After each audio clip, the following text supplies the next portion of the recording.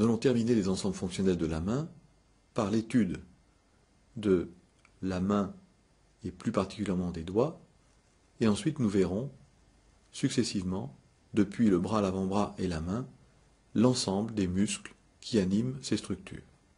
L'ensemble fonctionnel de la main comprend des parties très diversifiées. Premièrement, pour les 4 derniers doigts, des métacarpiens qui sont en regard de la paume de la main, c'est une structure pratiquement immobile. Les 4 derniers doigts sont semblables, mais le premier doigt, le pouce, lui, a une fonction totalement différente, mais surtout complémentaire, pour les mouvements de préhension fine. On commence par les 4 derniers doigts qui sont similaires, et ce schéma est une vue palmaire où seul le 3e rayon est représenté en détail. On retrouve dans la partie haute de l'écran les 2 rangées des os du carpe, pour lesquels on a évoqué les mouvements de circonduction associés à l'avant-bras. Les métacarpiens sont des os longs, avec une base qui est proximale, une diaphyse, un col et une tête qui est distale. Les 4 métacarpiens sont similaires, l'un par rapport à l'autre, avec quelques différences de taille, et ils s'articulent avec la 2e rangée des os du carpe par une arthrodie. Le squelette comprend ensuite 3 phalanges, une phalange proximale ou P1, avec à l'extrémité distale une trochlée miniature, une phalange intermédiaire ou P2 qui est légèrement plus petite, mais avec la même disposition, et une phalange distale ou P3 qui est en regard de l'ongle et de la pulpe des doigts sur la face palmaire. Ces doigts sont numérotés de 1 à 5 à partir du pouce, avec tout d'abord l'articulation carpo-métacarpienne. Ce sont des arthrodies extrêmement solides et qui solidarisent la base du métacarpien avec la 2e rangée des os du carpe. Les mouvements sont d'amplitude très faible, quelques degrés éventuellement, et les traumatismes intéressent rarement l'articulation carpo-métacarpienne. La cohésion de la paume de la main, donc des métacarpiens, est assurée en partie par le ligament transverse profond qui appartient à l'aponévrose palmaire profonde, qui réunit le col de chacun des métacarpiens les uns par rapport aux autres. L'articulation métacarpophalangienne est une condylarthrose, avec 2 axes de rotation, celui qui va permettre les mouvements de flexion-extension des doigts, mais aussi d'écartement-rapprochement des doigts. La base des premières phalanges, ensuite, va être solidarisée par un ligament palmaire interdigital qui appartient à l'aponévrose palmaire superficielle.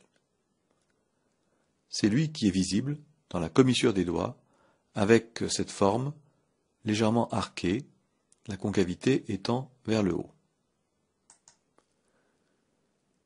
On a ensuite 2 articulations interphalangiennes, ce sont des trochléarthroses unidirectionnelles, miniatures, qui sont maintenues par des ligaments collatéraux et qui ont une efficacité tout à fait performante.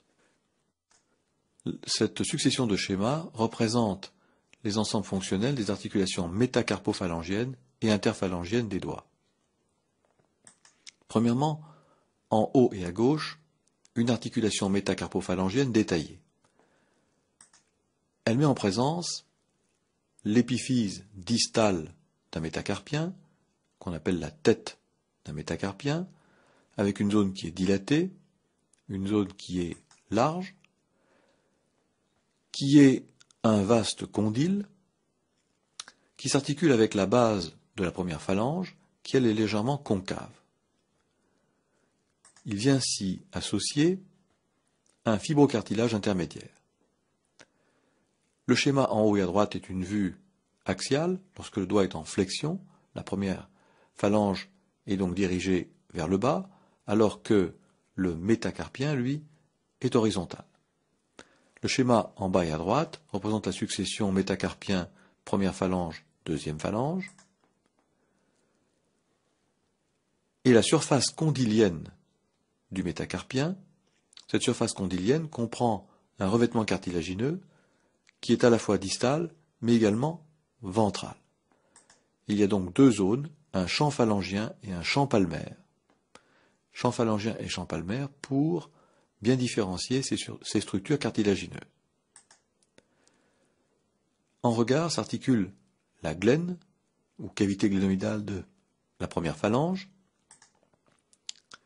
et sur la face palmaire, eh bien, la cavité glénoïdale de la première phalange, ou phalange proximale, est complétée par un fibrocartilage glénoïdien. Fibrocartilage glénoïdien qui va pouvoir s'articuler avec le champ palmaire de la tête du métacarpien.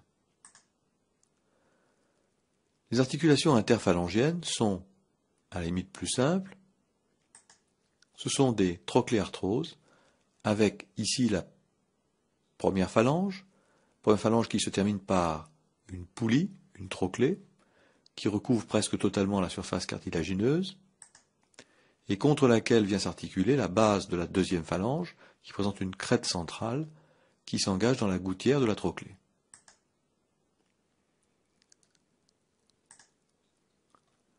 Cette trochlée miniature présente deux surfaces régulièrement recouvertes de cartilage. Les mouvements intempestifs des doigts provoquent, comme partout ailleurs, une arthrose, une usure articulaire, qui peut être parfois très déformante sur ces articulations. Le fibrocartilage glénoïdien est présent sur la face palmaire de l'articulation métacarpophalangienne, mais également assez souvent sur les articulations interphalangiennes.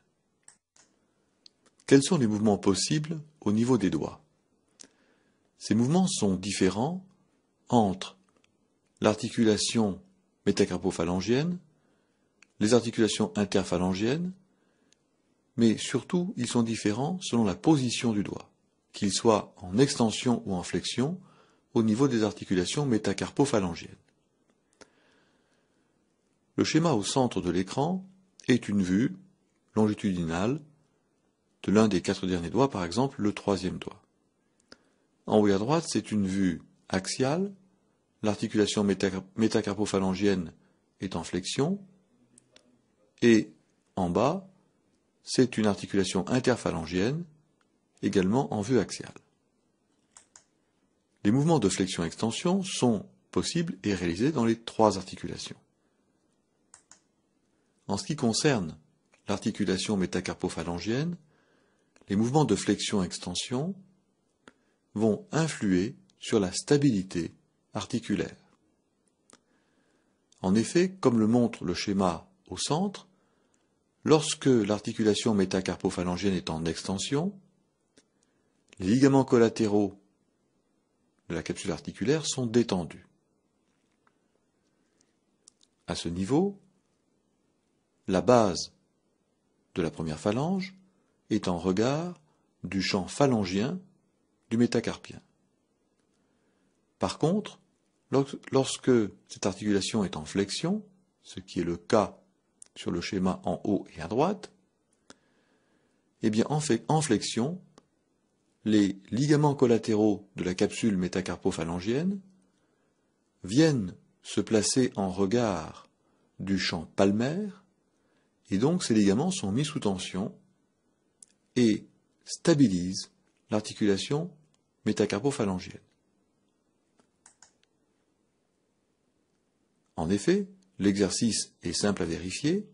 Si vous avez cette articulation en extension, vous pouvez réaliser des mouvements d'écartement rapprochant des doigts. Par contre, si cette articulation est en flexion, il est quasiment impossible d'écarter les doigts par rapport au 3e rayon. Cette situation stabilise les articulations métacarpophalangiennes et permettent une préhension plus fiable. Le bord supérieur de la tête du métacarpien est creusé d'une gouttière, c'est là que passe le tendon du ligament extenseur. Dans les articulations interphalangiennes, proximales et distales, les surfaces articulaires sont des trochléarthroses. Elles sont donc destinées à un seul axe de rotation pour des mouvements de flexion-extension, mais là aussi, pour stabiliser la préhension et stabiliser les articulations interphalangiennes. La trochlée a une forme asymétrique. Elle est plus étroite sur la face dorsale que sur la face ventrale. Et lorsqu'une articulation interphalangienne proximale ou distale est en flexion, comme pour l'articulation métacarpophalangienne, les tendons collatéraux sont mis en tension et stabilisent la préhension. Deuxièmement, uniquement pour l'articulation métacarpophalangienne, il y a des mouvements d'inclinaison ou écartement rapprochement des doigts. Ces mouvements d'inclinaison ou écartement rapprochement des doigts sont seulement possibles lorsque les doigts sont en extension. Encore une fois, si les articulations métacarpophalangiennes sont en flexion, l'inclinaison est quasiment inexistante.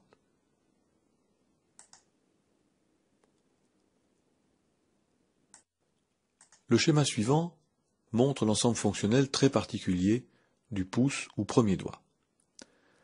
Cet ensemble fonctionnel débute au niveau de la première rangée des os du carpe par le scaphoïde, qui permet une préorientation de la colonne du pouce, qui se poursuit par le trapèze.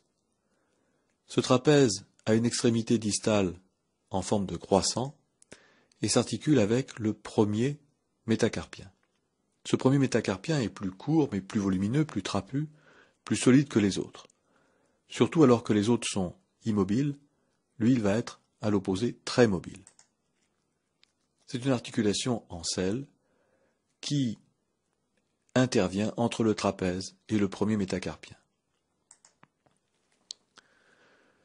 La particularité, c'est également uniquement deux phalanges, une phalange proximale et une phalange distale pour l'ensemble fonctionnel du pouce. Entre le premier métacarpien et la première phalange, il y a une condylarthrose, comme pour les os précédents, mais cette condylarthrose va être très peu mobile. Elle sera mobilisée uniquement en flexion-extension. La phalange distale est plus grosse que pour les autres doigts et s'articule avec une trochléarthrose entre P1 et P2. Cet ensemble de la colonne du pouce montre trois articulations successives, mais qui vont être légèrement différentes, avec une particularité spécifique de l'espèce humaine, c'est que par rapport aux autres doigts, le pouce est de 3/4 plus ventral, ce pouce est dans un plan plus ventral et permet l'opposition du pouce à chacun des 4 derniers doigts. Les articulations spécifiques de la colonne du pouce sont tout d'abord l'articulation trapézo-métacarpienne. Articulation en selle qui va permettre 3 directions de mouvement, 3 axes de rotation au premier métacarpien par rapport au carpe. Sur le schéma sont représentés uniquement une partie du trapèze et le premier métacarpien. L'articulation en selle va permettre différents types de mouvements. De façon très schématique, le trait noir vertical, c'est la diaphyse du deuxième métacarpien. Il y a 3 axes de rotation, donc 6 directions de mouvement. Tout d'abord en vert, les mouvements d'abduction-adduction, qui sont représentés par la flèche, ici au niveau du col du premier métacarpien. Ces mouvements d'abduction-adduction se font dans un plan strictement frontal. C'est le mouvement d'écarter ou de rapprocher le pouce par rapport au deuxième métacarpien. Encore une fois, le mouvement ne se fait que dans un plan frontal. Mouvements d'abduction-adduction qui sont différents des mouvements d'extension-flexion, qui eux se passent dans un plan beaucoup plus horizontal. En extension, on part pratiquement sur le même niveau que l'abduction, mais en flexion, le premier métacarpien croise le second métacarpien et amène le pouce jusqu'au niveau de la tête du cinquième métacarpien, au niveau de la partie latérale et distale de la paume de la main. Ce mouvement se fait donc dans plusieurs plans à la fois. Reste le mouvement de rotation axiale, mouvement de rotation axiale qui lui se fait sur un axe longitudinal, sur l'axe du premier métacarpien, et qui est limité par les butées de l'articulation en selle, sur chaque extrémité du trapèze comme la base du premier métacarpien. Voyons maintenant plus en détail l'appareil ligamentaire et capsulaire de cette articulation métacarpophalangienne du pouce. Cette articulation métacarpophalangienne, contrairement aux autres, n'a que un axe de rotation. Et ces mouvements sont des mouvements de flexion-extension. Il n'y a pas de mouvement d'inclinaison, sinon le pouce est instable. On a ici à gauche une vue latérale de l'articulation métacarpophalangienne, en haut à droite une vue palmaire, et un résumé ici sur une flexion de chacune des articulations du pouce. Tout d'abord les articulations métacarpophalangiennes, ce sont des condylarthroses, avec la surface condylienne, un champ phalangien, un champ palmaire pour la tête du métacarpien, le complément par un fibrocartilage intermédiaire qui comprend presque toujours un petit os surnuméraire, un os sésamoïde. Ces os sésamoïdes sont inclus dans les ligaments et le cartilage, et des faisceaux de ligaments passent à leur contact. La dissection est souvent difficile parce que le tissu capsulaire à ce niveau est très dense. Il y a donc deux os sésamoïdes, deux petits noyaux d'olive, un sésamoïde externe, un sésamoïde interne, au contact du cartilage, voire incrusté dans celui-ci, qui passent sur les faisceaux des ligaments de la capsule articulaire métacarpophalangienne et qui sont renforcés par des muscles courts de la main.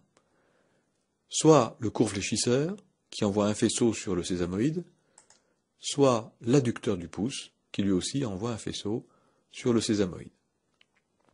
Ces articulations autorisent donc uniquement des mouvements de flexion-extension. Elles doivent être stables pour une préhension efficace, et dans notre région, un accident fréquent et spécifique, c'est l'accident du bâton de ski. Lorsque le pouce reste coincé dans la dragonne, lors d'une chute, eh bien, il y a très fréquemment des entorses d'articulations métacarpophalangiennes, déchirures des ligaments, éventuellement du ménisque, et toute altération de ce type nécessite une réparation chirurgicale si on veut retrouver un premier doigt stable sur cette articulation, stable pour la préhension. Les muscles courts fléchisseurs et adducteurs stabilisent l'articulation. Ce sont des muscles courts, mais indispensables. Enfin, le dernier schéma, avec toutes les pièces squelettiques depuis le trapèze jusqu'à la phalange distale, montre les mouvements de flexion-extension possibles. L'extension, elle est de 10 degrés en métacarpophallangien. 10 degrés également en interphalangien. Cette amplitude est essentiellement féminine, avec une souplesse articulaire. L'homme a rarement 10 degrés d'extension en métacarpophallangien. La flexion, elle est plus forte que l'extension, 80 degrés en métacarpophallangien, 80 degrés en interphalangien. L'extension, qui est ici de 10 degrés, peut être plus importante chez les personnes jeunes, féminines, avec une laxité ligamentaire. Mais il faut au moins les 80 degrés de flexion et 10 degrés en extension. Pour les muscles du membre supérieur, nous avons déjà étudié ceux qui participent à l'ensemble fonctionnel de l'épaule. Nous allons maintenant décrire les muscles du bras, puis de l'avant-bras, et enfin les muscles courts de la main. Sur le plan topographique, les muscles sont situés dans des loges musculaires, de part et d'autre du squelette. Ils sont disposés en plusieurs couches superficielles ou profondes. Par exemple, le deltoïde est superficiel pour l'épaule, la coiffe du rotateur est en position de profondeur. Sur le plan morphologique, il y a des muscles longs et des muscles courts, plus spécifiquement dans la main, et particulièrement pour les muscles longs des doigts, par opposition aux muscles courts, les corps musculaires sont situés dans l'avant-bras. Du point de vue fonctionnel, on peut les séparer en deux groupes très simples. Les muscles extenseurs du coude, du poignet, des doigts, situés sur la face dorsale du squelette, et les muscles fléchisseurs, pour le coude, le poignet, etc., qui, en grande majorité, sont situés sur la face ventrale du squelette. Les muscles sont antagonistes. Il faut, en permanence, un équilibre entre des muscles extenseurs et des muscles fléchisseurs. Si par exemple, pour une raison neurologique, les muscles extenseurs disparaissent, eh bien la flexion sera très nettement perturbée. Les muscles peuvent être monoarticulaires, c'est-à-dire avoir une action sur une seule articulation, mais la plupart du temps ils sont polyarticulaires et ont une action sur deux ou plusieurs articulations. Fréquemment, les muscles monoarticulaires sont dans le plan profond, les muscles polyarticulaires superficiels. Au niveau du bras, il y a deux loges. Deux loges où se répartissent les muscles. La loge ventrale pour les muscles fléchisseurs et la loge dorsale pour les muscles extenseurs.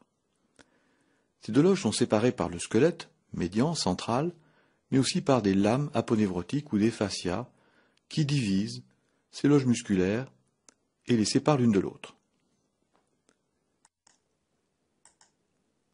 Ce schéma est une vue latérale du membre supérieur droit. On reconnaît comme squelette la scapula, l'humérus, et l'articulation du coude avec l'ulna et le radius en position de flexion à 90 degrés. À titre de rappel, on a placé le muscle coracobrachial qui appartient au système fonctionnel, à l'ensemble fonctionnel de l'épaule. Ce muscle coracobrachial est inséré en proximalité sur le processus coracoïde de la scapula et il se termine sur la diaphyse de l'humérus, juste en distalité du col chirurgical de celui-ci. Il y a trois muscles fléchisseurs, trois muscles dont une partie ou la totalité du corps musculaire est située au niveau du bras, à l'étage huméral. Premièrement, le muscle brachial, c'est un muscle avec un corps musculaire fortement développé qui permet une action avec une force importante. Ce muscle est dans le plan profond. Il est inséré sur la face ventrale de la diaphyse de l'humérus, juste en aval de l'insertion du coracobrachial. Ce muscle est triangulaire. Il se termine en distalité sur le processus coronoïde de l'ulna. C'est un muscle fléchisseur de l'articulation du coude.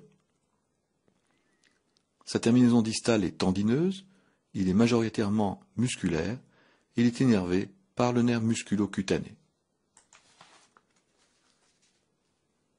Le deuxième muscle de la loge ventrale, muscle fléchisseur, c'est le muscle biceps ou biceps brachial. Biceps, puisqu'il a en proximalité deux chefs, un long et un court, qui sont des prolongements tendineux. Le long biceps va s'insérer au pôle supérieur de la cavité glénoïdale de la scapula. Ce long biceps, on l'a vu, a ensuite un trajet sur l'épiphyse proximale de l'humérus, un trajet intertuberculaire, dans lequel il est maintenu par le ligament transverse. Ce long biceps va rejoindre l'origine du corps musculaire. C'est là que se termine aussi le court biceps, le deuxième chef, inséré à l'extrémité du processus coracoïde, et qui rejoint le précédent, pour ensuite développer un corps musculaire volumineux, fusiforme, qui est le plus superficiel dans la loge du bras, qui s'amincit en un tendon distal, tendon qui contourne la tubérosité bicipitale du radius en passant sur la face dorsale. Ce muscle biceps a une innervation assurée par le nerf musculo-cutané. C'est un muscle triarticulaire. Il est, premièrement, fléchisseur dans l'articulation huméro-ulnaire. La flexion, qui intervient en distalité sur le radius, est active, puisque nous avons vu que radius et ulna sont solidaires l'un de l'autre, en particulier pour l'extrémité proximale et l'extrémité distale, avec entre les deux une membrane interosseuse. Deuxièmement, le muscle biceps est supinateur. C'est une fonction secondaire qui se fait grâce au jeu d'un couple musculaire, biceps et supinateur, que l'on reverra dans un moment. Enfin, ce muscle biceps est stabilisateur dans l'articulation scapulo-humérale. Le troisième muscle de la loge, c'est le muscle brachioradial. Muscle brachioradial qui est situé en partie au niveau du bras et la plus grande partie au niveau de l'avant-bras. C'est un muscle superficiel, latéral. Son insertion proximale se fait sur 6 à 8 cm de hauteur, au niveau de la diaphyse de l'humérus, et se termine jusqu'au niveau de l'épicondyle latéral. Pour sa forme, c'est un muscle plat, légèrement concave sur sa face interne. Il est pour moitié musculaire, pour moitié tendineux, en distalité, et cette moitié tendineuse en distalité va s'insérer sur le processus styloïde radial par un long tendon. Sa fonction est biarticulaire. Il intervient dans la flexion du coude et dans une situation très particulière.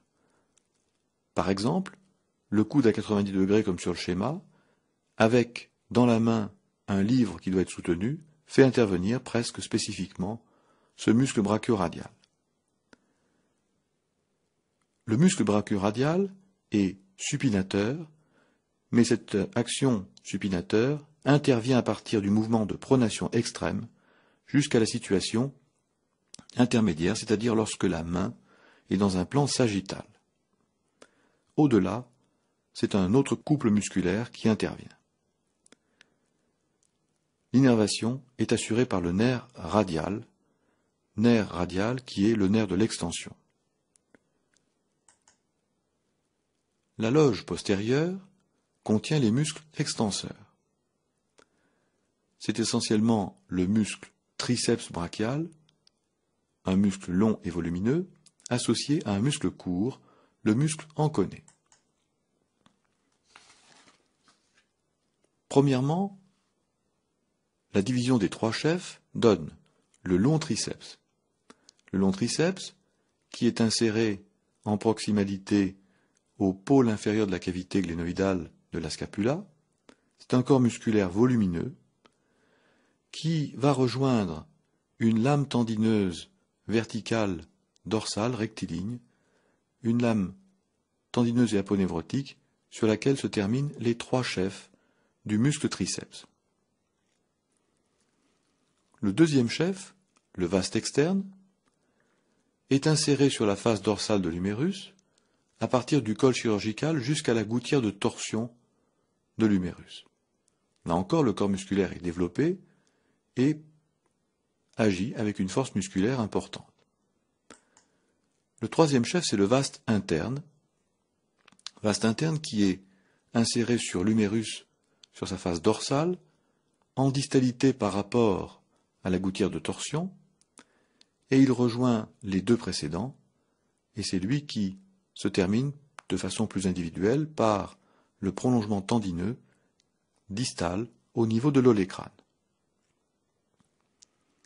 Entre le vaste externe et le vaste interne, on a la gouttière de torsion de l'humérus, qui n'est pas un phénomène mécanique de torsion, mais qui est le lieu de passage du nerf radial, le nerf principal de l'extension du membre supérieur. Nerf radial qu'on va trouver jusqu'en distalité du membre supérieur. Ces trois chefs forment donc le triceps brachial, auquel est associé en numéro 4 le muscle enconé, muscle court, sur la face latérale du coude, dont on a déjà vu qu'il renforçait le ligament collatéral externe. Ce muscle enconé est innervé par le nerf radial. Ce deuxième schéma représente les mêmes pièces squelettiques, mais cette fois-ci sur une vue de face qui va de l'épaule jusqu'en distalité des deux os de l'avant-bras. Le muscle deltoïde est remis en place pour mémoire, Souvenez-vous l'insertion proximale sur la clavicule, sur l'acromion, l'épine de la scapula, et une insertion distale qui va au tiers moyen à mi-parcours, à mi-hauteur de la diaphyse humérale sur la face externe. Comme pour le schéma précédent, le muscle coraco-brachial est sur ce schéma depuis le processus coracoïde jusqu'à la diaphyse de l'humérus, avec une insertion distale approximativement symétrique vis-à-vis du deltoïde.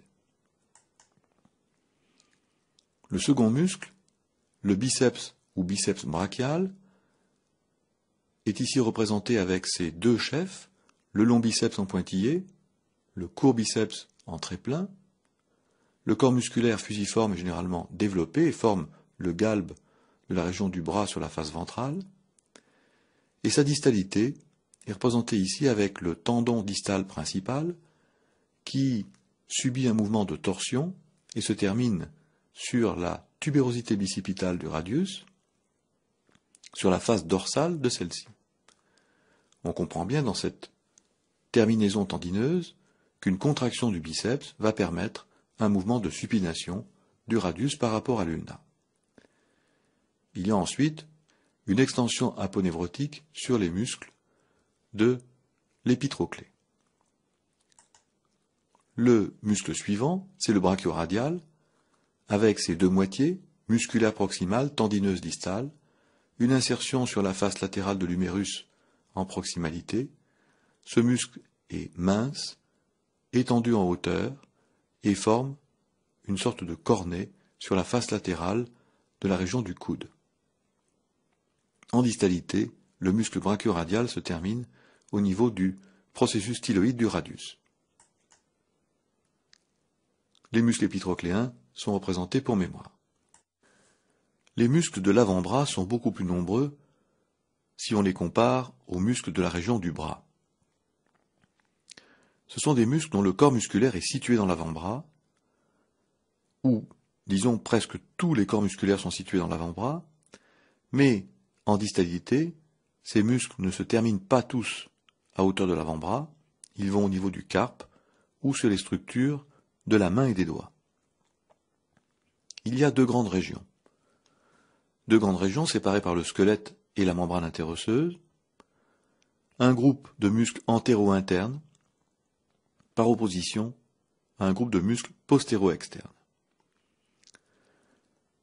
Ceci parce que l'avant-bras, en position de référence, est orienté à 30 degrés en dedans par rapport au plan de référence frontal.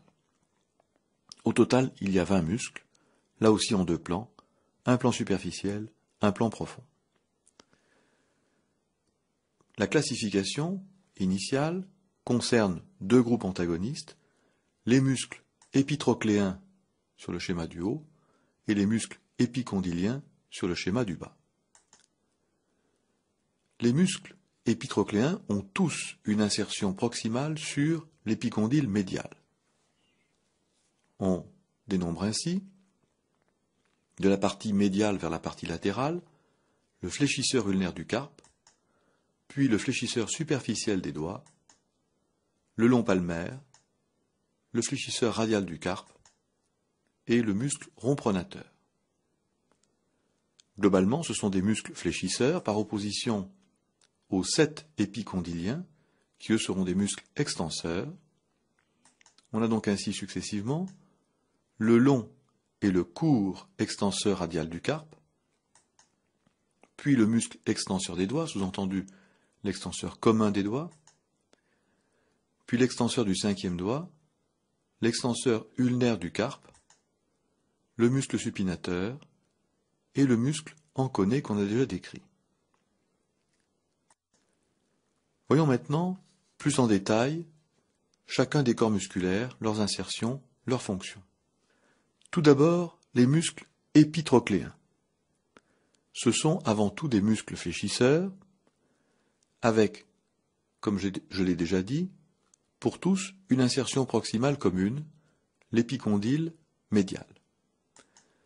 On a donc le fléchisseur ulnaire du carpe. C'est un muscle qui s'insère, bien sûr, sur l'épicondyle médial, mais également sur pratiquement la moitié de la hauteur de la diaphyse ulnaire, et ceci sur la face dorsale de cette diaphyse ulnaire. Le corps musculaire est proximal, et entre les deux insertions squelettiques, humérale et ulnaire, il y a une arcade fibreuse qui fait un pont, l'arcade du muscle fléchisseur ulnaire du carpe, et c'est sous cette arcade que passe le nerf ulnaire. Ce nerf ulnaire, qui a un trajet à ce niveau dans la loge postérieure du bras, va passer dans une gouttière osseuse entre l'épicondyle médial et l'olécrâne, puis il va passer en avant dans la loge ventrale en franchissant l'arcade fibreuse du muscle fléchisseur ulnaire du carpe. C'est une zone qui peut se rétrécir dans le vieillissement et qui peut traumatiser, par des microtraumatismes quotidiens répétés, le nerf ulnaire. Cette striction du nerf ulnaire peut faire l'objet d'un traitement chirurgical qui agrandit l'arcade fibreuse du fléchisseur ulnaire du carpe ou qui agrandit la gouttière osseuse. En distalité, ce muscle fléchisseur ulnaire du carpe va se terminer sur 3 régions. Son tendon distal, qui débute à mi-hauteur de l'avant-bras, va donner une terminaison sur la face ventrale des 4e et 5e métacarpiens, près de leur base, et une petite extension sur le crochet de l'amatome. Et comme on peut le voir sur le schéma, cette terminaison distale englobe un os spécifique du carpe, le pisiforme. Le pisiforme est englobé dans le tendon distal du fléchisseur ulnaire du carpe et se comporte comme un os sésamoïde, et c'est en aval, en distalité, que les 3 insertions squelettiques se réalisent.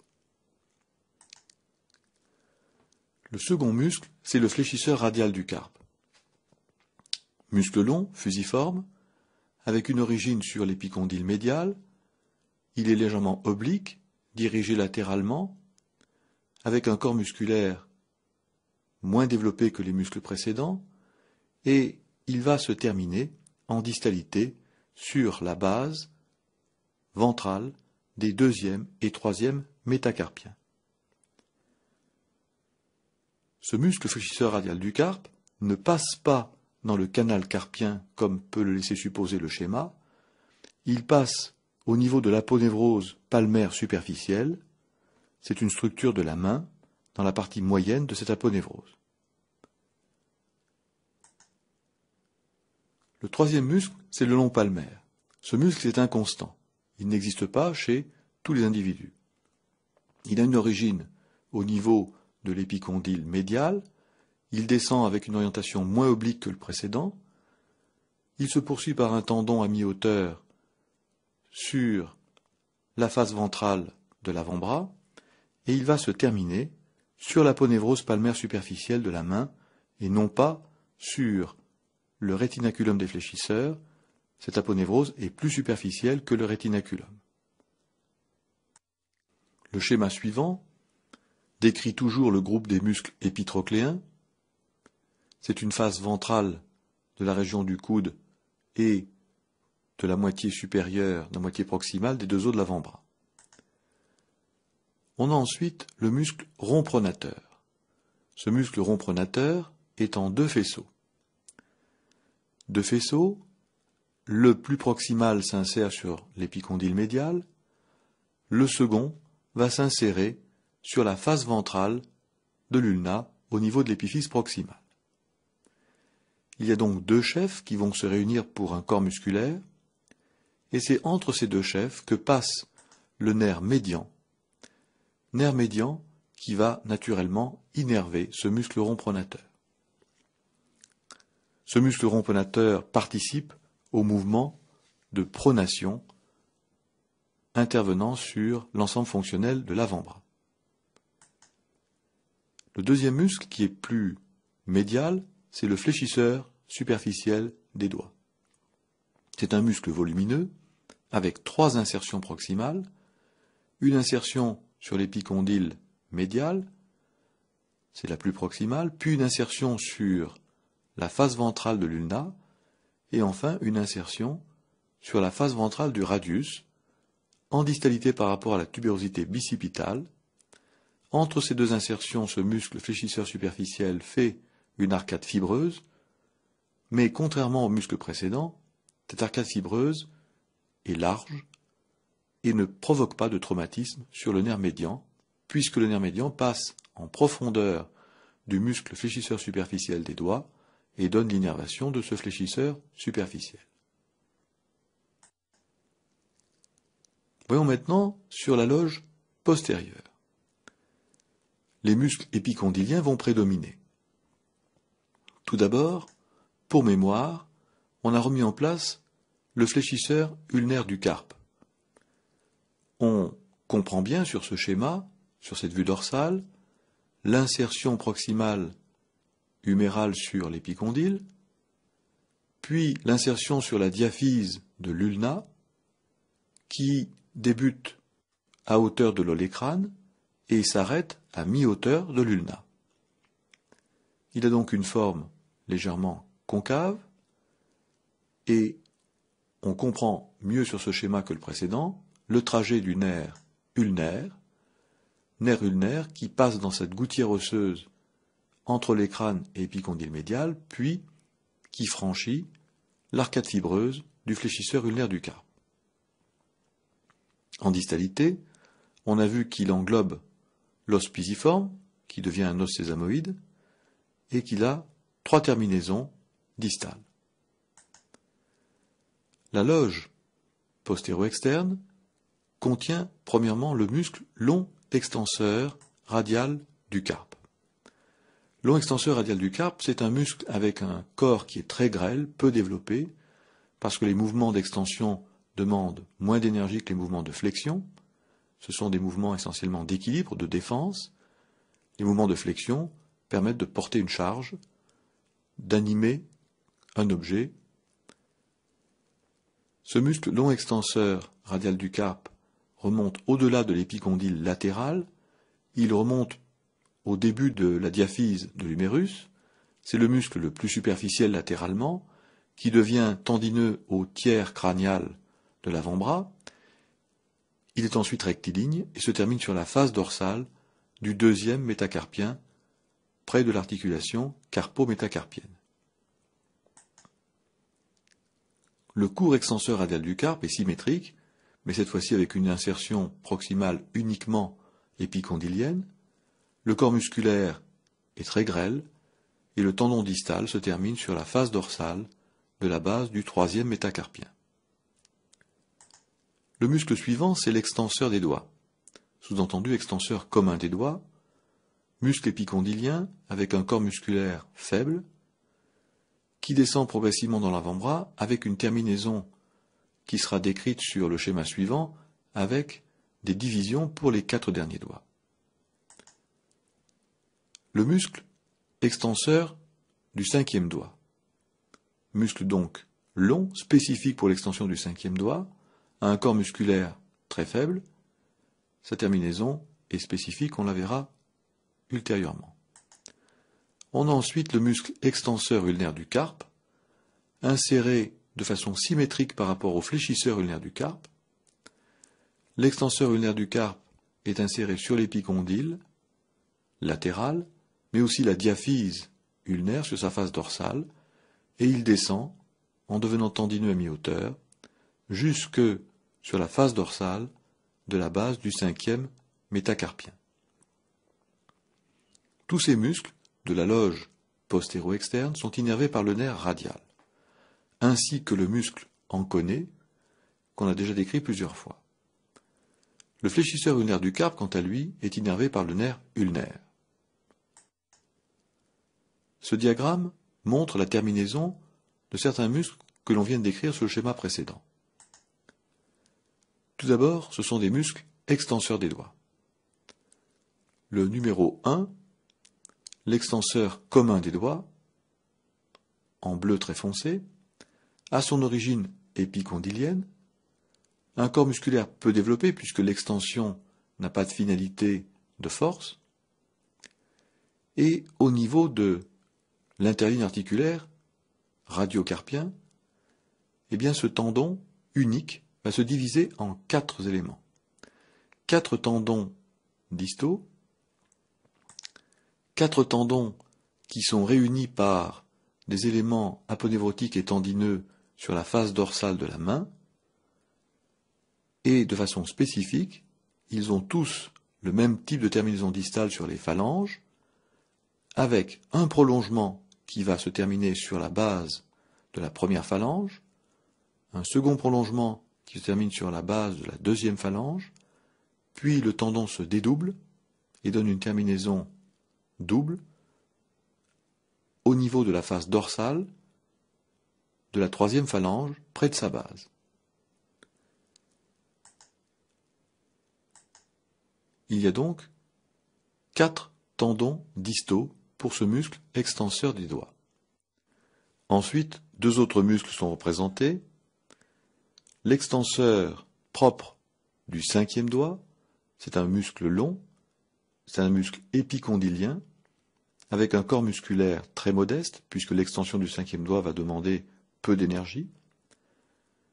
Son tendon distal, qui apparaît, comme les précédents, au tiers moyen, tiers supérieur de l'avant-bras, descend verticalement dans la face dorsale, et il va se terminer de façon spécifique sur le tendon de l'extenseur commun destiné au 5e doigt, au niveau de la jonction carpo-métacarpienne.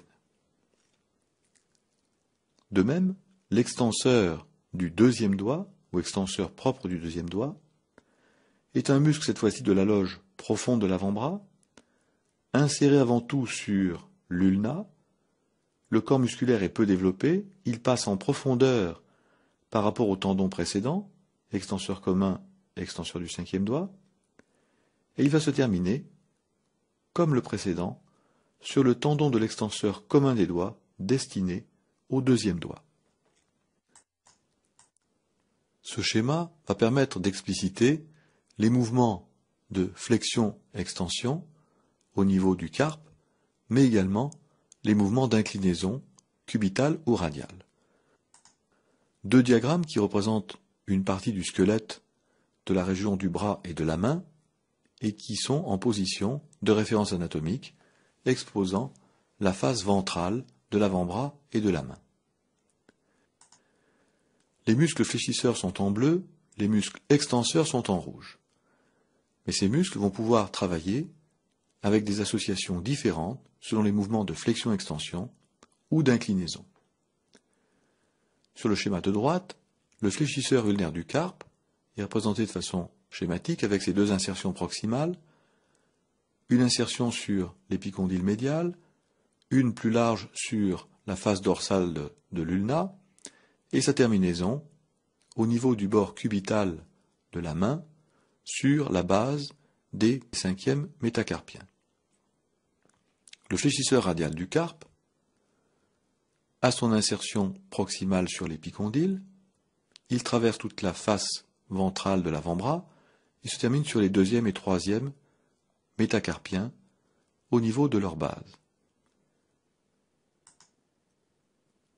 Pour les muscles extenseurs, nous avons en rouge le long et le court extenseur radial du carpe, avec des insertions symétriques en distalité par rapport au fléchisseur radial du carpe, mais qui cette fois-ci sont sur la face dorsale de la main et non plus la face ventrale.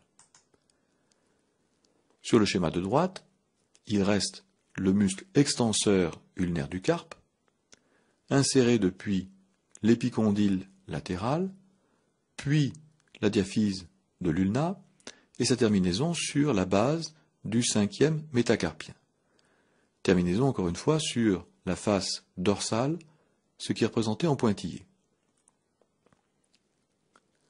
Les muscles fléchisseurs vont travailler 2 à 2. Fléchisseur ulnaire du carpe et fléchisseur radial du carpe. Les muscles extenseurs sont au nombre de 3, long et court extenseur radial du carpe, extenseur ulnaire du carpe, mais ces muscles vont pouvoir travailler de façon différente avec des associations différentes pour l'inclinaison du poignet. En effet, si on prend le schéma à droite, c'est une inclinaison radiale qui n'est que de 15 degrés, puisque le carpe va buter contre le processus styloïde du radius, ce qui limite l'amplitude de mouvement. Alors que, sur le schéma de droite, où on représente une inclinaison ulnaire ou inclinaison cubitale de la main, l'amplitude est plus importante, elle atteint 45 degrés, puisque, souvenez-vous, il y a un vide sous-cubital et que la distance entre le processus styloïde ulnaire et le carpe est importante. Pour ce mouvement, ce sont des muscles qui se regroupent de façon différente par rapport au mouvement de flexion-extension. Ce sont les muscles qui ont le radical radial qui permettent l'inclinaison radiale et les muscles qui ont le radical ulnaire qui permettent l'inclinaison en direction ulnaire ou cubitale. Beaucoup de muscles travaillent en couple, et ce schéma va représenter les couples musculaires du mouvement de prodosupination. On a donc, pour le mouvement supinateur, d'une part le biceps qui développe une force importante, c'est un muscle de la région du bras, avec cette insertion distale très particulière, qui se fait sur la face dorsale de la tubérosité bicipitale du radius, face dorsale qui va donc être à l'origine d'un mouvement de rotation externe de la main lorsque le biceps intervient. Ce biceps va être complété par l'action du muscle supinateur. Muscle supinateur qui a deux insertions proximales, une sur l'épicondyle latéral, l'autre sur la face dorsale de l'ulna. Il y a deux faisceaux musculaires, un superficiel, celui qui est huméral, un profond, celui qui est ulnaire. Entre ces deux faisceaux passe le nerf radial qui assure l'innervation du muscle supinateur. La terminaison distale est symétrique par rapport au biceps. Terminaison symétrique, cette fois-ci sur la face ventrale, pour le supinateur, alors que le biceps se termine sur la face dorsale. Cette association en couple permet le mouvement de supination. Pour la pronation, il y a également un couple musculaire, cette fois-ci séparés l'un de l'autre, avec le rond pronateur qui est proximal et le muscle carré pronateur qui est distal. On a décrit précédemment les faisceaux du muscle rond pronateur. Le muscle carré pronateur, lui, est distal, juste au-dessus de l'articulation radio-ulnaire inférieure.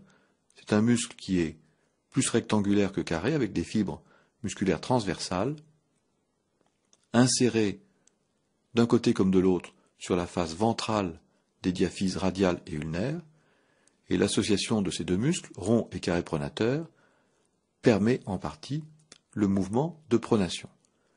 Ils sont tous les deux innervés par le nerf médian, alors que le biceps est innervé par le nerf musculocutané et le supinateur par le nerf radial, nerf qui passe d'ailleurs entre les deux faisceaux, faisceau superficiel et faisceau profond du muscle supinateur. Pour ce résumé, voici un schéma qui représente la main en position de pronation pour le membre supérieur droit.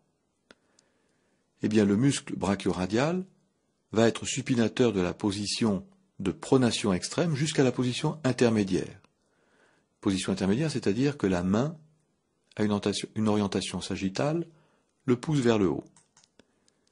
Et c'est ensuite, au-delà, le couple biceps supinateur qui termine le mouvement et qui amène la paume de la main en orientation ventrale pour la position de référence anatomique. Ce schéma va permettre de décrire le plan profond des muscles de la loge postérieure de l'avant-bras. On retrouve les repères squelettiques comme précédemment, humérus, radius ulna, le carpe et surtout le premier doigt, le pouce, avec ses trois pièces squelettiques.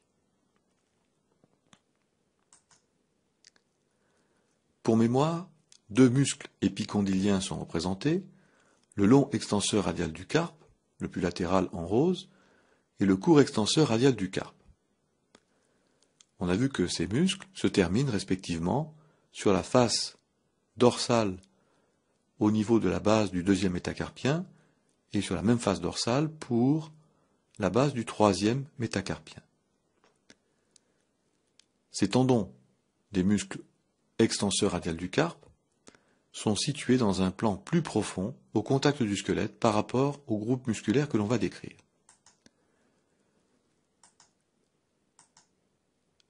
Pour mémoire, on a les insertions du muscle enconé et ensuite 4 muscles avec des corps musculaires faibles, peu développés, qui sont successivement le long abducteur du pouce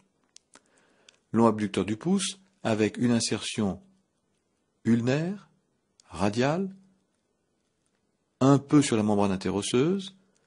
Il se transforme très vite après quelques centimètres en tendon. Ce tendon est latéral et ce tendon se termine sur la base du premier métacarpien. Ce muscle permet l'abduction. Il est innervé par le nerf radial. Le deuxième, c'est le muscle court extenseur du pouce. Le court extenseur du pouce est inséré à cheval sur la membrane interosseuse et la diaphyse du radius.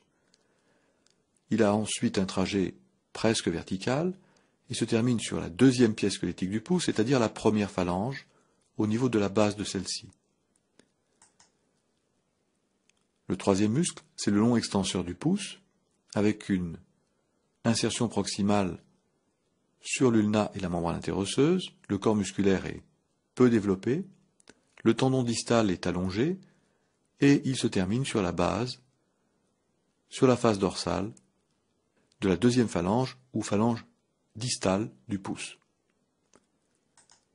Enfin, l'extenseur du deuxième doigt, sous-entendu l'extenseur propre du deuxième doigt, a un corps musculaire encore plus faible, une insertion proximale ulnaire et sur la membrane, et on a vu sur le schéma précédent que ce tendon du court extenseur du deuxième doigt va rejoindre le tendon de l'extenseur commun des doigts destiné au deuxième doigt à l'index.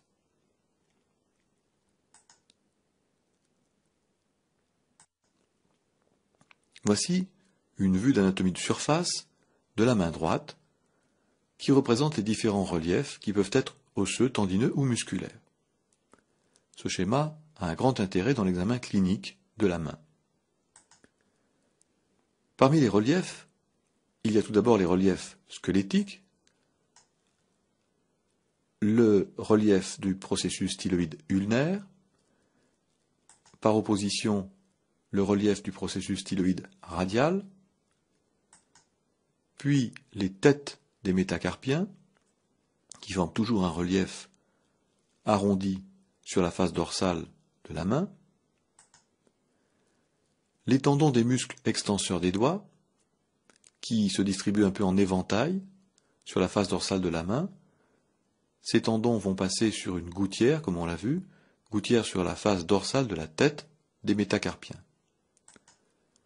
On a ensuite, dans l'espace interdigital entre le pouce et le deuxième doigt, une voussure, un relief arrondi, assez volumineux, qui représente le corps musculaire du muscle premier interosseux dorsal. Ce muscle premier interosseux dorsal, à l'état normal, doit toujours être arrondi, bien développé. Si ce muscle est atrophique, qu'il est creux, il y a forcément une anomalie neurologique au niveau de la main.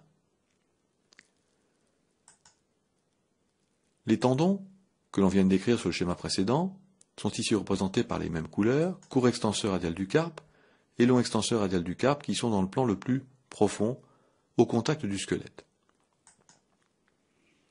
Mais le schéma représente également les reliefs des tendons du long abducteur, qui se termine sur le métacarpien, le relief du tendon du court extenseur, qui se termine sur la base de la première phalange, et le tendon du long extenseur du pouce, qui lui va sur la phalange distale, la seconde pour le pouce. entre long extenseur et court extenseur, juste en distalité par rapport au processus styloïde radial, il y a une dépression, une cupule. Cette dépression est normale, c'est ce qu'on appelle la tabatière anatomique qui est vraiment visible que lorsque le pouce est en extension. Son intérêt clinique comprend l'examen clinique du scaphoïde.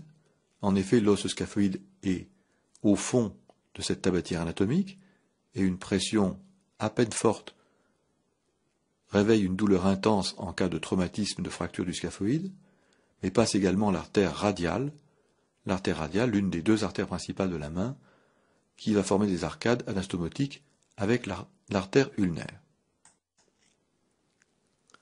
Le schéma suivant va nous permettre de comprendre les fonctions associées des muscles fléchisseurs et des muscles extenseurs. Fonctions qu'on appelle des synergies entre ces différents groupes musculaires. En effet, on a vu que la flexion permet 85 degrés d'amplitude ainsi que l'extension.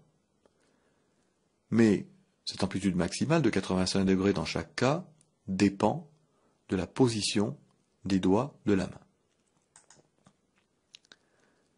Cette synergie entre les muscles du poignet et les muscles longs est représentée par, tout d'abord, les fléchisseurs du poignet. Fléchisseurs du poignet qui sont les fléchisseurs radiales du carpe, long palmaire, fléchisseurs ulnaires du carpe. Cette flexion du poignet n'est possible dans son amplitude maximale que s'il y a une intervention de l'extenseur des doigts. En effet, si vous avez les doigts repliés ou le poing serré, on ne peut atteindre en flexion 85 degrés. Par contre, si vous étendez les phalanges et les articulations métacarpo-phalangiennes, eh bien on gagne au moins 15 degrés pour atteindre 85 d'amplitude de flexion. Pour l'extension, le phénomène est opposé. L'extension du poignet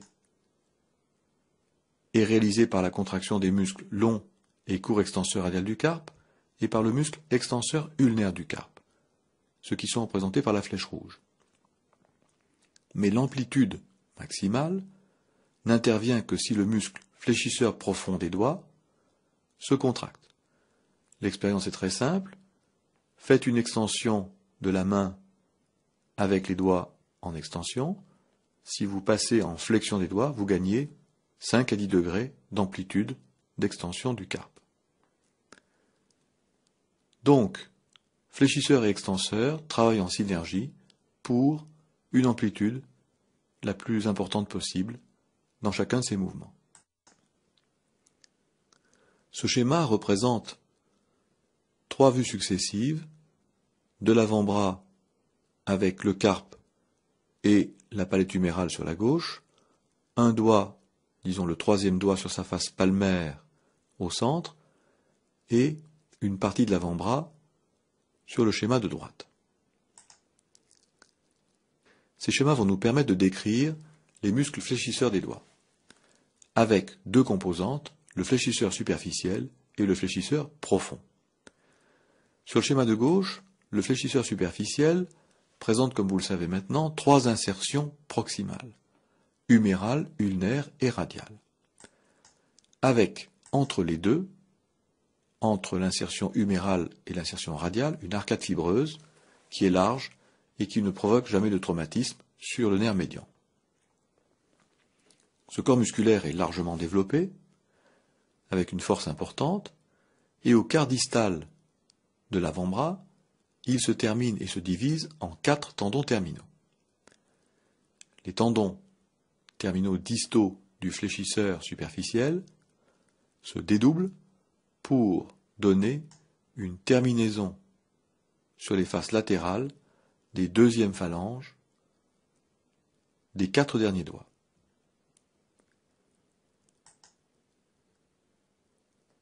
Sur le schéma qui est du côté droit,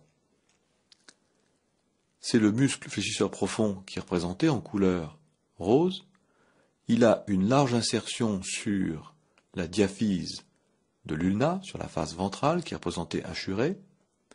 Le corps musculaire est moins développé que le précédent, mais là aussi, au niveau et à hauteur du quart distal de l'avant-bras, ce muscle se divise en 4 tendons terminaux, 4 tendons qui traversent comme le précédent le canal carpien.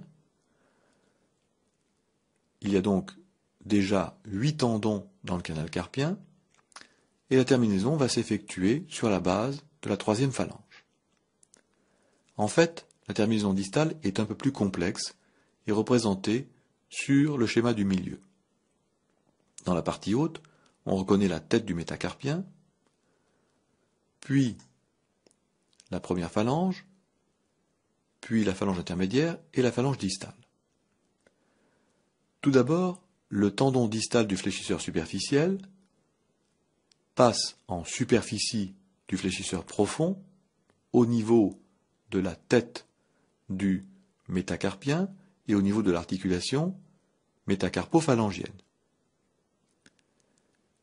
À ce niveau, les adjectifs de superficiel et profond sont respectés et justifiés. À hauteur de l'articulation de l'interligne métacarpophalangien, le tendon distal du fléchisseur superficiel se divise en deux.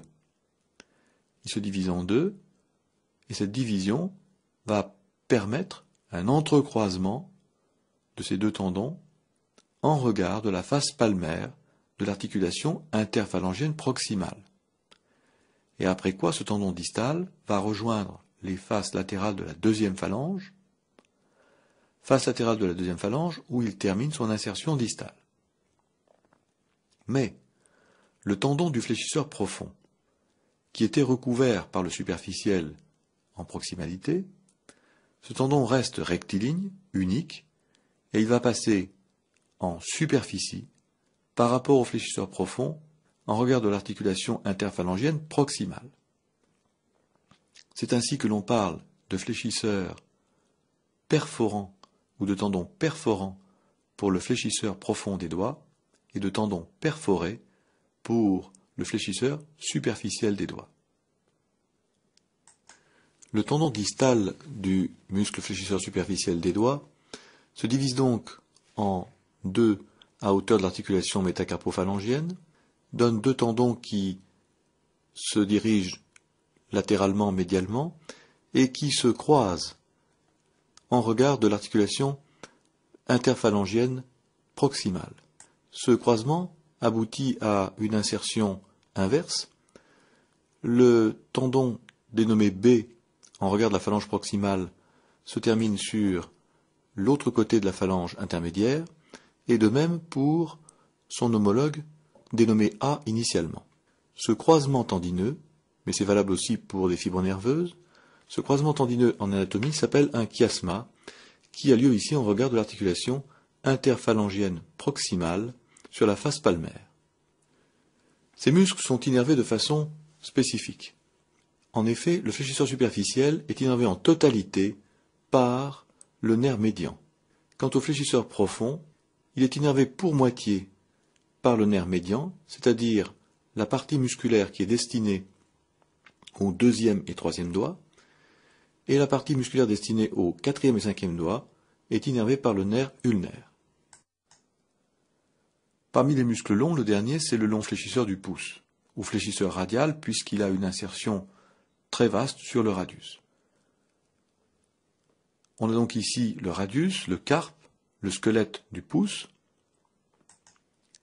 Le long fléchisseur du pouce a un corps musculaire très développé, volumineux, qui s'amincit et, en regard de l'articulation radiocarpienne, devient tendineux.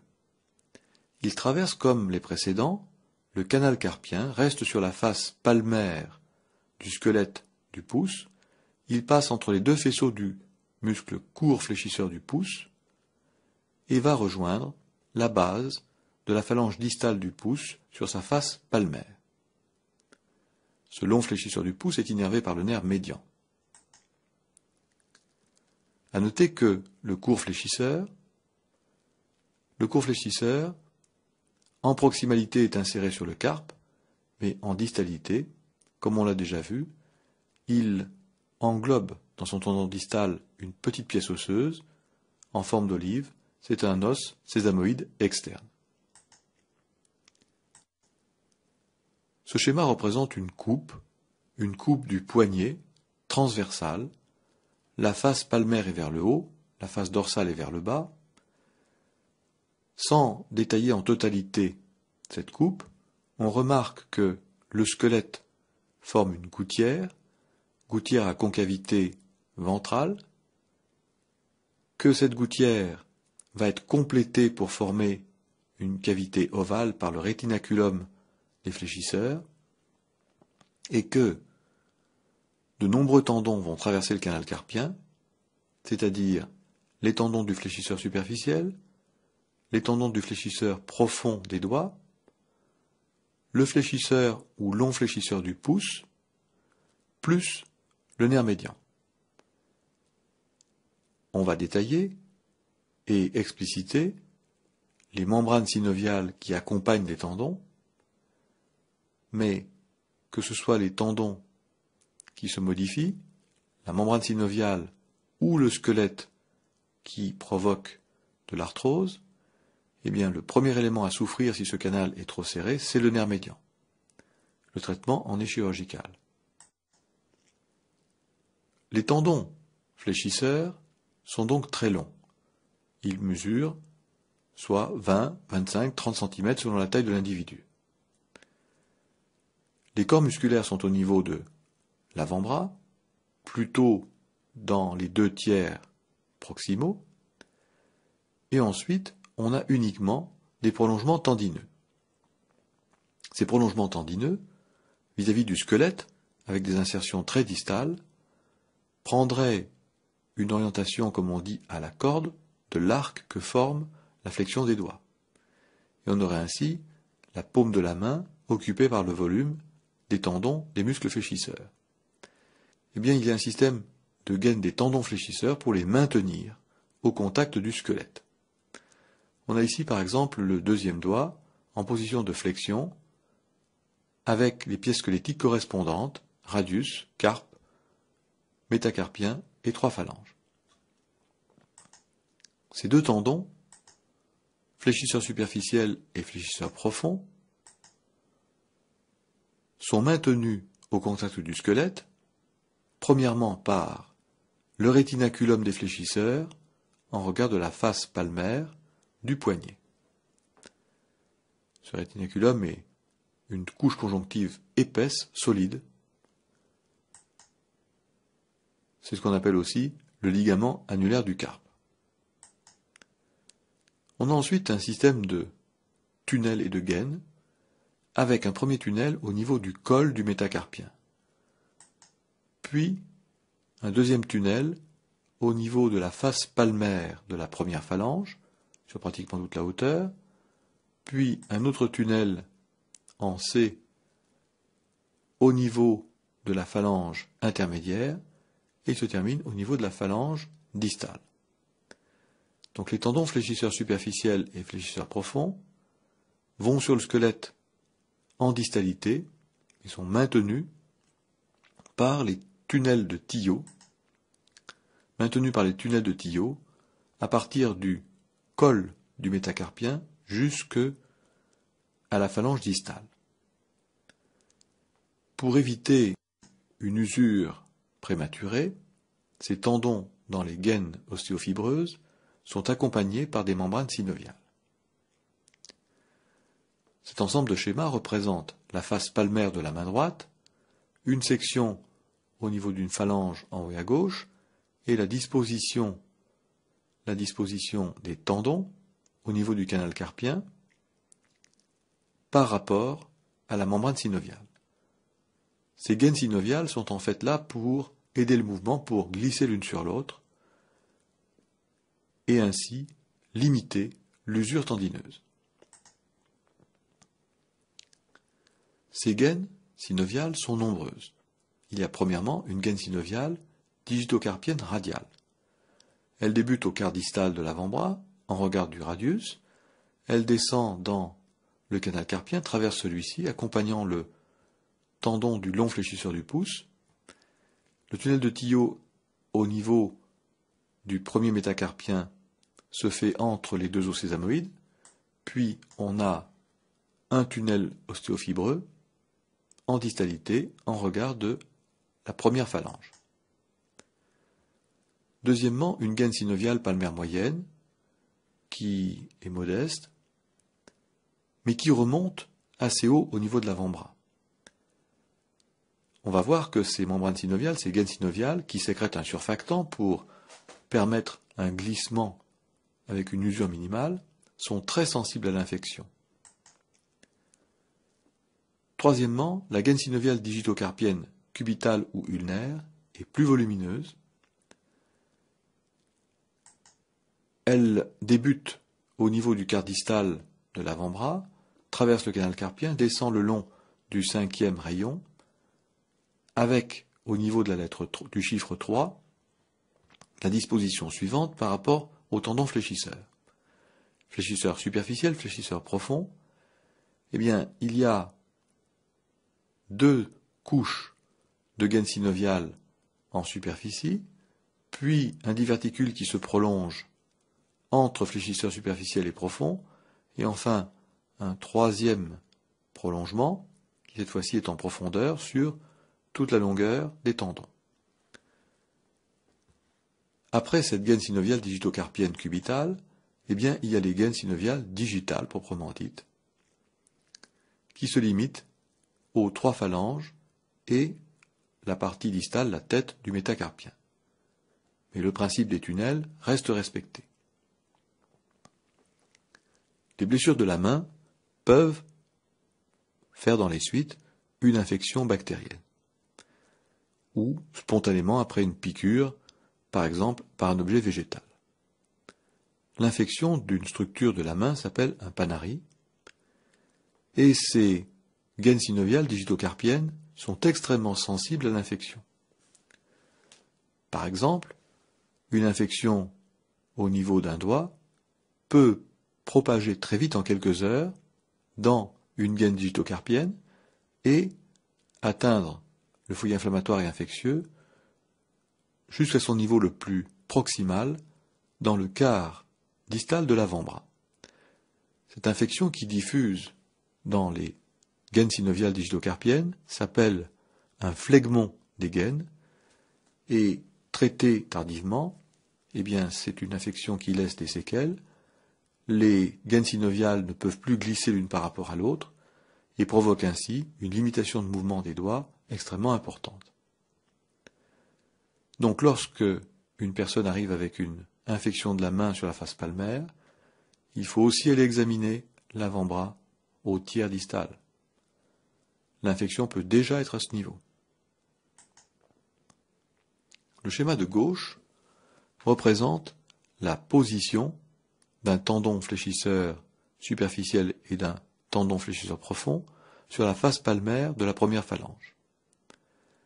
Il y a donc la première phalange, relativement plate ou en légère cupule vis-à-vis des tendons, qui reçoit le tendon du fléchisseur profond, puis superficiel en rouge vif, et entre les tendons et le tunnel de Tillot, il y a, comme en forme de croissant, 2 membranes synoviales, une superficielle et une profonde, dont les faces fonctionnelles sont en regard l'une de l'autre, qui s'interposent entre le tissu conjonctif du tunnel et les tendons, et limitent ainsi l'usure tendineuse, l'arthrose. Voyons maintenant les muscles courts entre les 4 derniers doigts. Ces muscles courts, difficiles à mémoriser, sont des muscles interosseux, muscles situés entre les pieds squelettiques, entre les métacarpiens, à hauteur de la main. Le schéma en haut est un schéma d'une vue palmaire de la main droite. En bas, c'est une coupe transversale. Il y a 2 groupes de muscles interosseux. Les muscles interosseux dorsaux, représentés en rouge, les muscles interosseux palmaires et les muscles lombricaux. L'axe de la main est défini par le 3e rayon, c'est-à-dire le rayon médian à mi-distance entre le pouce et le cinquième doigt. On retrouve cet axe de la main sur la coupe transversale. Il est à noter que les diaphyses des métacarpiens ne sont pas du tout circulaires, mais au contraire triangulaires, avec un sommet qui est orienté vers la paume de la main. Parmi les muscles représentés, on a tout d'abord les interosseux dorsaux. Interosseux dorsaux qui sont en rouge, avec une large insertion sur la diaphyse du métacarpien, qui est représentée à la fois sur la vue palmaire, mais aussi sur la coupe, et cette large insertion proximale du muscle interosseux dorsal se fait sur la face du squelette qui ne regarde pas l'axe de la main. C'est la face du squelette qui est orientée médialement ou latéralement, mais qui ne regarde pas l'axe de la main. La deuxième insertion de ces muscles, c'est de rejoindre le métacarpien le plus proche par une insertion fine et bien délimitée. Ceci concerne l'insertion proximale de ces muscles. L'insertion distale est complexe et est représentée de façon incomplète sur le schéma. Les deuxième et troisième interosseux se réunissent deux à deux sur la base de la première phalange et par une dossière sur la face dorsale de la phalange. À partir de là, les muscles interosseux palmaires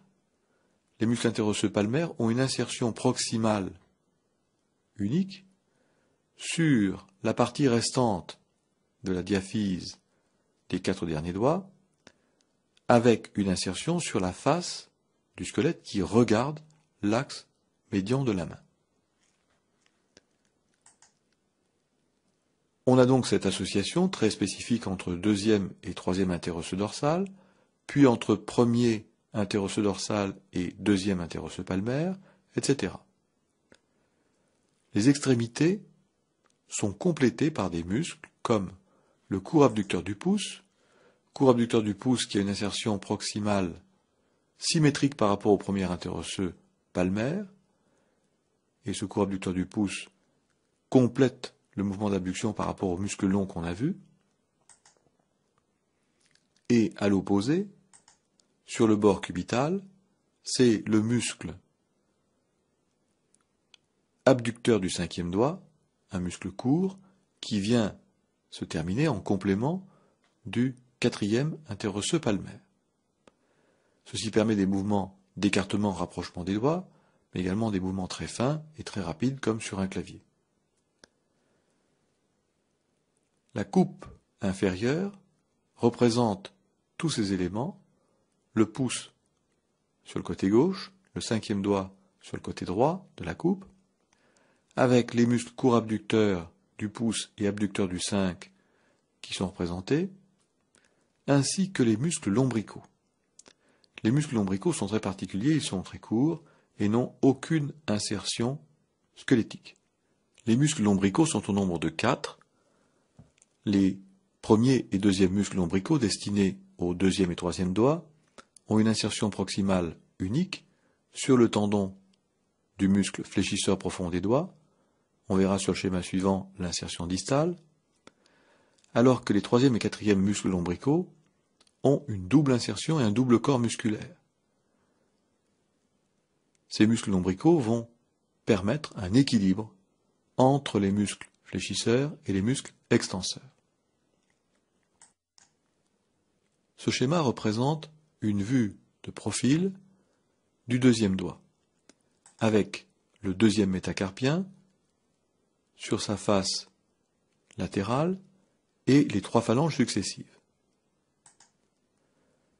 On reconnaît les terminaisons des muscles animateurs des doigts, le fléchisseur superficiel ou tendon perforé, qui forme son chiasma qui va ensuite se terminer sur la phalange intermédiaire, avec une double terminaison.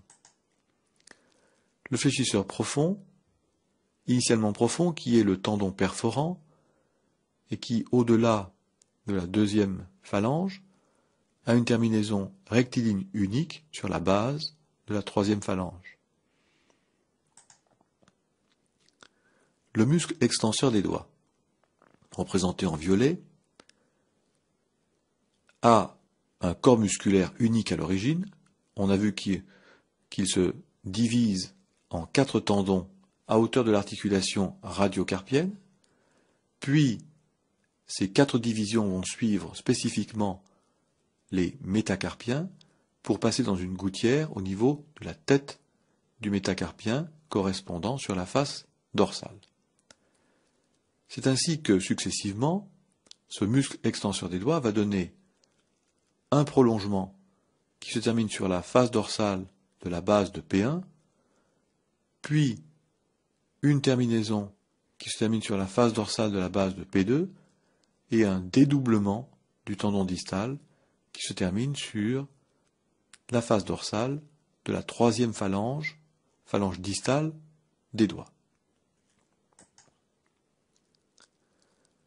Entre ces muscles longs, avec des tendons extenseurs ou fléchisseurs, viennent s'interposer les muscles interosseux. Et ici, c'est le premier interosseux dorsal, muscle interosseux qui a une large insertion sur la diaphyse métacarpienne. C'est l'insertion proximale, elle est double, elle revient également, puisqu'il y a un niveau de section hachuré en noir, par une insertion sur le pouce, mais en distalité, il y a 4 terminaisons différentes. Une première terminaison sur la base, côté palmaire, de la première phalange.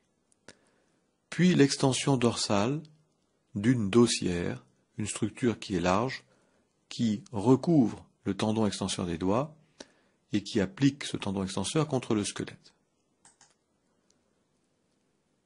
La 3e terminaison se fait sur le tendon extenseur qui est destiné à la 2e phalange, et la 4e terminaison se fait sur le tendon extenseur destiné à la 3e phalange.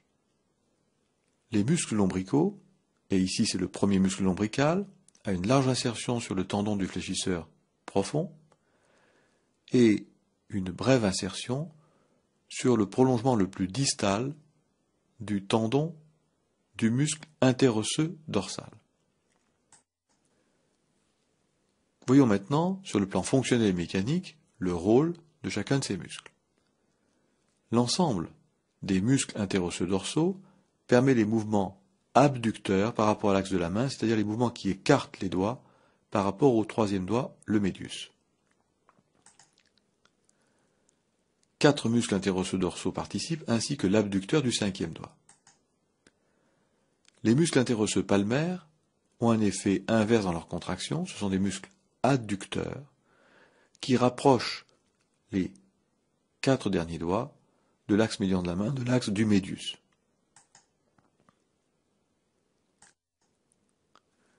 Voyons maintenant, en synthèse, les mouvements au niveau des doigts en décrivant, pour les mouvements de flexion-extension, quels sont les muscles qui interviennent. Premièrement, le schéma en haut et à gauche représente une position initiale en flexion au repos d'un doigt. On a comme élément squelettique le métacarpien, première phalange. Les articulations sont en flexion partielle au repos. Si on prend, comme premier exemple, le mouvement d'extension des doigts.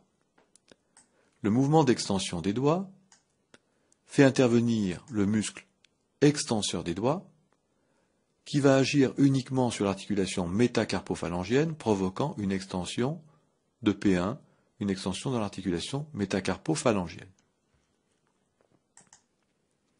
Mais l'extension des articulations interphalangiennes proximales et distales n'est réalisée que si les muscles interosseux palmaires et dorsaux interviennent. Et c'est lorsque ces muscles interosseux palmaires et dorsaux se contractent que on va avoir, par l'intermédiaire des tendons qui rejoignent les tendons de l'extenseur commun, un mouvement d'extension sur interphalangienne proximale et distale. Et ce mouvement va être, sur P2 et P3, renforcé par les muscles lombricaux qui aident les interosseux. Pour le mouvement maintenant de flexion. Sur le schéma de gauche, on a la position initiale de repos. Le mouvement de flexion, décomposé de façon analytique sur les deux schémas à droite, c'est d'abord un mouvement de flexion métacarpophalangien. Mouvement de flexion métacarpophalangien qui est provoqué par la contraction des muscles interosseux palmaires et dorsaux. Ces muscles interosseux palmaires et dorsaux, bien qu'ils mettent les articulations interphalangiennes en extension, vont fléchir l'articulation métacarpophalangienne. Et enfin, la flexion des articulations interphalangiennes, proximales et distales, va être réalisée par la contraction des fléchisseurs profonds et superficiels. Donc, les muscles interosseux sont fléchisseurs pour la première phalange, mais extenseurs pour les deuxième et troisième phalanges. On peut dire autrement, les interosseux sont fléchisseurs pour l'articulation métacarpophalangienne, mais extenseurs pour les articulations interphalangiennes, proximales et distales. Un exemple clinique. C'est le même doigt, qui est ici représenté sur ce schéma, en vue de profil, mais il y a une paralysie des interosseux. Ce phénomène est malheureusement fréquent. Le nerf ulnaire, qui innerve les interosseux, est superficiel au niveau du poignet et peut faire l'objet d'un traumatisme tranchant par exemple. Et bien si on a une paralysie du nerf ulnaire qui entraîne une paralysie des nerfs interosseux, la main prend la position qui est sur le schéma. En effet, c'est une position dite de griffe cubitale. Que se passe-t-il? Le muscle extenseur des doigts, qui est innervé par le nerf radial, est parfaitement fonctionnel, mais il ne va pouvoir agir que sur l'articulation métacarpophalangienne. Comme il y a un tonus musculaire, un équilibre agoniste-antagoniste, l'extension n'ayant plus de frein en flexion, l'extension agit plus et met l'articulation métacarpophalangienne en extension. Pour les fléchisseurs des doigts, eh bien, le fléchisseur superficiel est innervé pour moitié par le médian, mais le fléchisseur profond, en totalité, par le nerf ulnaire. Donc le nerf ulnaire innerve la totalité du profond, la moitié du fléchisseur superficiel. Il y a donc un mouvement de flexion des doigts, en particulier pour le fléchisseur superficiel, et il n'y a pas l'équilibre extenseur de ces articulations interphalangiennes puisqu'il n'y a plus de muscles interosseux. Ce dernier schéma pour les muscles de la main représente les muscles animateurs du pouce. Les muscles courts puisqu'on sait qu'il y a de nombreux muscles longs. C'est une face palmaire avec la moitié du carpe, la colonne du pouce et les deuxième et troisième métacarpiens. Ces muscles courts sont divisés en un groupe externe qui comprend le court abducteur, ici en rouge. C'est un muscle qui s'insère sur le relief, le tubercule du scaphoïde, qui est très latéral au niveau de la main, et qui a une terminaison complexe, une terminaison sur la base de P1, mais il est symétrique par rapport à l'interosseux, donc il y a une dossière sur la face dorsale de P1. On a ensuite en orange le muscle opposant qui est court, qui est inséré sur le tubercule du trapèze et largement sur la diaphyse du métacarpien du pouce. Quant au court fléchisseur, on l'a déjà représenté, il s'insère sur le trapézoïde. Ces deux faisceaux vont se rejoindre pour englober l'os sésamoïde externe et se terminer ensuite sur la base de P1. Le deuxième groupe, le groupe interne, associe le premier interosseux palmaire et l'adducteur. Le premier interosseux palmaire a une double insertion proximale, diaphyse du premier métacarpien, insertion sur la diaphyse du deuxième métacarpien. Ces éléments se rejoignent avec ensuite une division distale sur la première phalange et ensuite par une dossière qui rejoint le court abducteur. Le muscle adducteur enfin est le plus volumineux des muscles courts de la main. Il a, ce muscle abducteur, deux faisceaux. Un premier faisceau qui s'insère sur la jonction trapézoïde et grand os ou capitatum, une seconde insertion sur la diaphyse du troisième métacarpien et une troisième insertion sur la diaphyse du deuxième métacarpien. L'orientation des fibres musculaires devient pratiquement horizontale.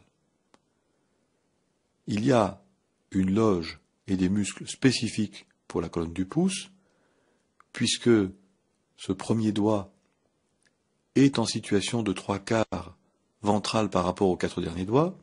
C'est lui qui subit l'opposition, qui peut aussi bien faire une préhension fine avec une aiguille, avec un instrument, qu'une préhension forte qui peut soulever votre propre poids.